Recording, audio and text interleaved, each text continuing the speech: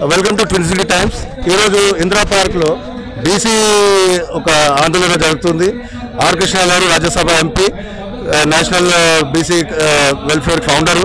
ఆయన ఈరోజు అన్షన్లో దిగినారు.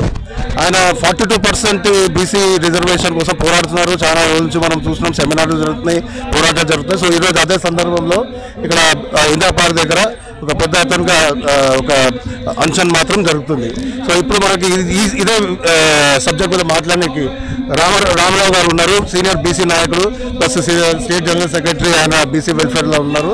సో ఆయన ఈ సందర్భంలో అన్న ఇప్పుడు ఈ ఉద్యమం ఈరోజు ఇక్కడ జరగడం కారణం ఏంటిది?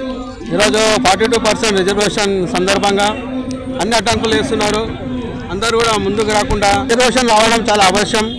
నేటి యువకులకు బాలికలకు అందరికి కూడా చాలా ముఖ్యమైన విషయంగా భావించాలి. అందరూ కూడా దీన్ని ముక్త కంఠంతో ముందుకు తీసుకురావాలి. ఈ బిల్లును పాస్ చేయాలి. ఇది చాలా అవసరం. ఇది ఈరోజు ఉన్న మన రాష్ట్ర పరిస్థితులు వెనుకబడిన తరగతి చాలా వెనుకబడి ఉన్నారు, అన్ని రంగాలలో వెనుకబడి ఉన్నారు. కాబట్టి విద్యాపరంగా కానీ ఉద్యోగపరంగా కానీ ఈ రిజర్వేషన్ బిల్లు చాలా పనిచేస్తుందని కోరుకుంటున్నా. అలాగే ఆర్ కృష్ణ గారి ఉద్యమం ఈరోజు వేల సంఖ్యలో ఇందిరా పార్క్లో చేరడం జరిగింది. ఆయనకు మద్దతుగా మేము ఒక బీసీ నాయకులుగా ఆయనకు ముందుండి మేము మద్దతు తెలియజేస్తున్నాం.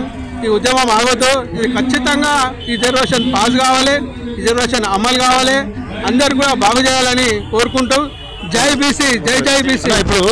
ఇప్పుడు ఈ రిజర్వేషన్ మీరు అంటున్నారు, ఇప్పుడు 42% వస్తే ఏ రంగానికి దీనివల్ల బీసీకి ఎక్కడ ఉపయోగపడుతుంది? బీసీలకు ఖచ్చితంగా విద్యాపరంగా కానీ ఉద్యోగపరంగా కానీ అన్నీ కూడా వెసులుబాటు జరిగే అవకాశం ఉంది. అందుకోసం అని కూడా ఇది కావాలి, జరిగి తీరాలని కూడా మేము కోరుకుంటున్నాం. ఇప్పుడు ఈ 42% ఇప్పుడు ఇది కాన్స్టిట్యూషన్ అమెండ్మెంట్ చేయాలా, 19th షెడ్యూల్లో తీసుకురావాలా? ఇది స్టేట్ గవర్నమెంట్ చేయగలుగుతుందా లేకపోతే సెంట్రల్ గవర్నమెంట్ చేయబడుతుందా? ఇప్పుడు స్టేట్ మీద ఒత్తిడి పెడితే ఏమైనా లాభమా?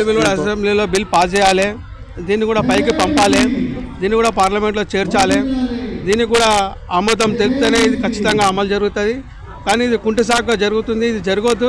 ఖచ్చితంగా దీని మీద ముందు చూపు పెట్టాలి, పై చూపు పెట్టి దీన్ని ముందుకు తీసుకుపోవాలని మేము కోరుకుంటున్నాం. ఇప్పుడు అన్ని పార్టీలు బీసీకి మద్దతు అడుగుతారు, బీసీ దగ్గర ఓట్లు ఆడతారు, కానీ బీసీలు మాత్రం టికెట్లు ఇయ్యారు. ఇప్పుడు ఈ బిల్కి కూడా ఎన్ని పార్టీలు ఎవరు దీనికి సపోర్ట్ చేస్తారు? ఇప్పుడు కాంగ్రెస్ దీన్ని తీసుకొచ్చింది, ఇప్పుడు వేరే పార్టీ వేరే ఏముంది దీని మీద? ఇక వేరే వాళ్ళు కొంచెం దాచుకొని ముందుకు లేకుండా ఉన్నారు. వాళ్ళు కూడా ముందుకు రావాలి. ఏదో పై మెరుగులు అన్నట్టు ఉన్నారు. ఖచ్చితంగా వాళ్ళు ముందుకు రావాలి, అన్ని పార్టీలు ముందుకు రావాలి. కాంగ్రెస్ చిత్తశుద్ధితో పెద్ద మనసుతో ముందుకు వచ్చింది. అదేవిధంగా అన్ని పార్టీలు కూడా ముందుకు వచ్చి వాళ్ళ అభ్యర్థులు కూడా లాభదాయకము, వాళ్ళ ఉన్న కార్యకర్తలు కూడా ఇది లాభదాయకమని గుర్తించాలని కోరుకుంటున్నాము. థ్యాంక్ యూ అండి రామారావు గారు.